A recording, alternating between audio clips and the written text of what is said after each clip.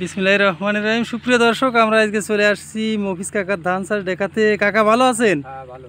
কাকা, এই 2025 সালে কি ধান রোপণ করেছেন? সেকেন্ড ধান দিছি আছে মোটা, একটা দিছি সেকেন্ড তোমার চেকো, এটা আছে রড বালাম। হ্যাঁ, আরেকটা মোটাটা মোটা, এটা আছে কি জানো? মোটা হাইব্রিড কি সোনার বাংলা নেই নাকি রূপসী বাংলা?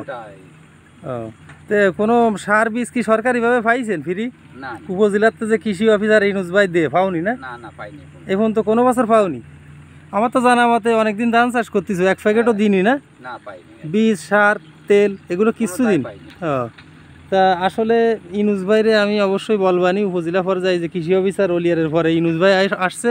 শাহজাহান কাকা 1 কেজি নাকি জোর করে এনেছে কার কাছ থেকে, শাহজাহান কাকাও নিজে পাইনি। এরকম অনেক কৃষক যারা ধান চাষ করে তারা পাচ্ছে না, আবার আমাকে আলমগীর ভাই আছে, ও চাষ করে না, ও পায় ধান। তাহলে আসলে কষ্টজনক। হ্যাঁ, ও ধান চাষ করে না, ও ধান নিয়ে যদি বেঁচে খায়, যারা চাষ করে তারা পাচ্ছে না। হ্যাঁ, তাহলে এটা আসলে দুঃখজনক। আমি চেয়ারম্যান দিয়ে উপজেলা পর্যায়ে যে চেয়ারম্যান আছে, পাশাপাশি টিএনও আছে, আর আমাদের যে অভয়নগর উপজেলার কৃষি অফিসার ইনুস ভাই মাঝে একদিন আসছে, আমি জানাইছি এটা যদি সে ওইভাবে কাজ না করে, ঠিকমতো কৃষকদের যদি এইগুলো না দেয় আমি ব্যবস্থা নেব।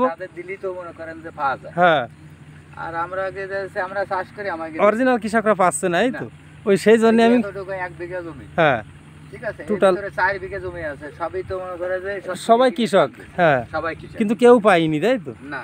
তো ঠিক আছে, আমি কথা বলবো, অবশ্যই ব্যবস্থা নেব। ইনুস ভাইরে বলেছি, আবার বলবো, ডাইকে আনবো যে কৃষকদের ভিতরে যদি অরিজিনালভাবে এই বীজ, ধান বা কীটনাশক এইগুলো যদি বিতরণ না করে, তাহলে আমরা ওনার বিরুদ্ধে ব্যবস্থা নেব।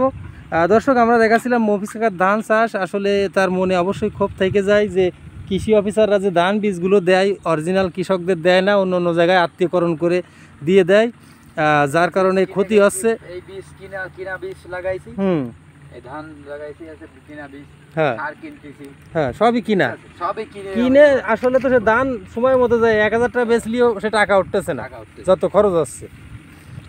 তো দর্শক, ভিডিওটি ভালো লাগলে লাইক, কমেন্ট, শেয়ার করে সঙ্গে থাকবে, চ্যানেলটি সাবস্ক্রাইব করবেন। আর আমরা আশা করি কৃষি অফিসারদের চোখে যদি ভিডিওটি বাদে, অবশ্যই আপনারা বিবেচনায় রাখবেন।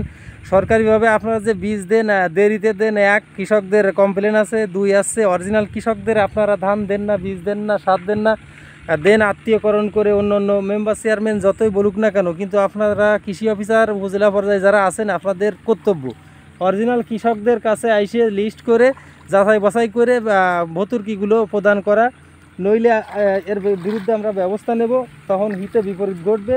তো সে লক্ষ্যে বলতেছি, আপনারা অবশ্যই কৃষি কাজ যারা অরিজিনাল করে, ধান রোপণ করে, তাদের সাথে কথা বলে এগুলো প্রদান করবেন, তাহলে আর এই সমস্যাগুলো থাকবে না ইনশাল্লাহ।